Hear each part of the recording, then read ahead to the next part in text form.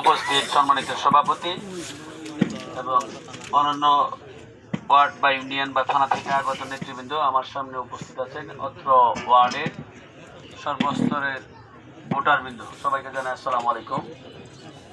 বলার কিছু নাই, বলার কথা একটাই। আপনারা মনে হয় ইতিমধ্যে অবগত হয়েছেন, বাংলাদেশ জাতীয়তাবাদী দল বিএনপি বর্তমান সারা বাংলাদেশের যে পরিস্থিতি, সেই পরিস্থিতির ধারাবাহিকতায় আমরা মনে করতে পারি যে বিএনপি ক্ষমতায় আসবে, এরকম একটা পরিবেশ বোঝা যাইতেছে, তাই না?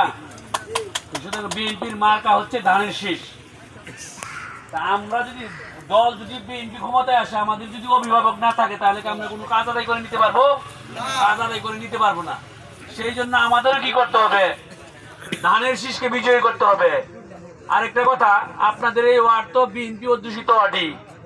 এইখান থেকে আপনারা যত বেশি ভোট দিতে পারবেন, আপনাদের ওয়ার্ডের যে নেতারা আছে তারা তত বেশি গলার জোর করে কাজ আদায় করে আনতে পারবে। আর যদি আপনারা ভোট কম দেন, তাহলে আজকে যারা রাস্তাঘাটের ব্যাপারে কথা বলতেছে তার নেতার বলে তাই কোনো কথাই বলতে পারবে না। তখন তো বলবে যে ভোট তোমার এলাকার ভোট করে, তুমি এত বড় নেতা। আপনাদের এলাকার স্বার্থে আপনারা ভোট বেশি করে দিবেন। আপনারা জমানটা হলো সবচেয়ে বড় জিনিস। আপনারা সবাই একটু হাত তোলেন, কারা কারা ধানের শীষে ভোট দিবেন। আমি একটু দেখতে চাই কারা কারা তারা দিবেন, তারাই হাত তোলেন। কোন মার্কা আছে? আছে বাচ্চা ভাই, কোন মার্কা আছে? সেই মার্কা ধানের শীষ। সবাই বলো বাচ্চু ভাইয়ের ধানের শীষ। তাহলে আমরা কিন্তু স্বেচ্ছায় কথা দিচ্ছি, আমরা ধানের শীষে ভোট দিব। আমি কিন্তু কাউকে বলি নাই যে আপনারা সবাই হাত তোলেন।